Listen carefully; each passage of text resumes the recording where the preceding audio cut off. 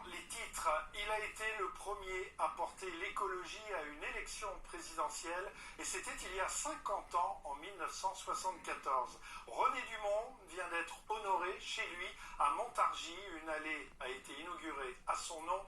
Perrine Roguet, Lodoïs Gravel. 2 et 3. Waouh! Une plaque est le nom de celui qui a porté le premier des idées écologistes. René Dumont, c'est aussi un souvenir médiatique.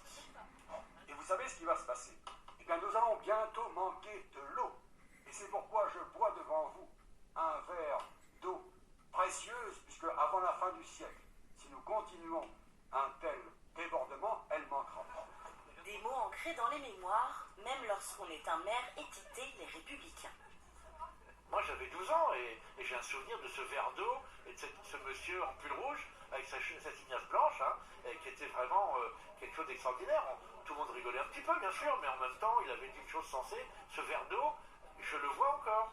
L'ancien ingénieur agronome ne n'est pas écologiste, il le devient et en fait un cheval de bataille.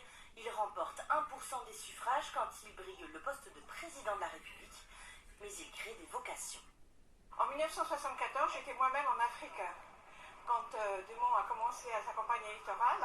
Et quand il y a eu l'élection présidentielle en Afrique, nous les Français, on a fait notre propre campagne et moi j'ai fait la campagne pour justement René Dumont.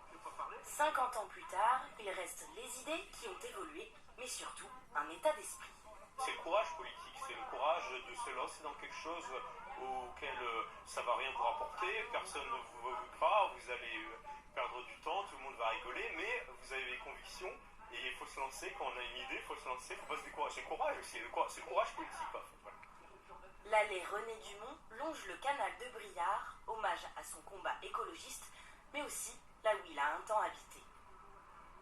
Bonjour Marine Tondelier, merci d'être avec nous. René Dumont, qu'est-ce qu'il vous inspire au moment où la France traverse une période très compliquée au plan politique? Oh, je pense très souvent à lui, à son pull rouge et à son verre d'eau. Vous vous rappelez, dans sa première campagne présidentielle écolo, qu'il avait tendu dans son clip vidéo en disant regardez ce verre d'eau parce que bientôt l'eau nous manquera. Et vous savez que l'eau est au cœur des préoccupations aussi de beaucoup d'agriculteurs. Et donc je pense très souvent à lui et puis surtout à ce livre qu'il avait écrit en 1973, L'utopie ou la mort.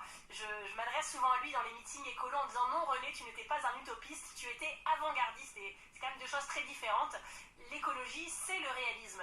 Celles et ceux qui sont des utopistes et celles et ceux qui pensent qu'on pourra tout continuer comme avant, brûler la chandelle par le debout, que tout cela n'a aucune conséquence et qu'on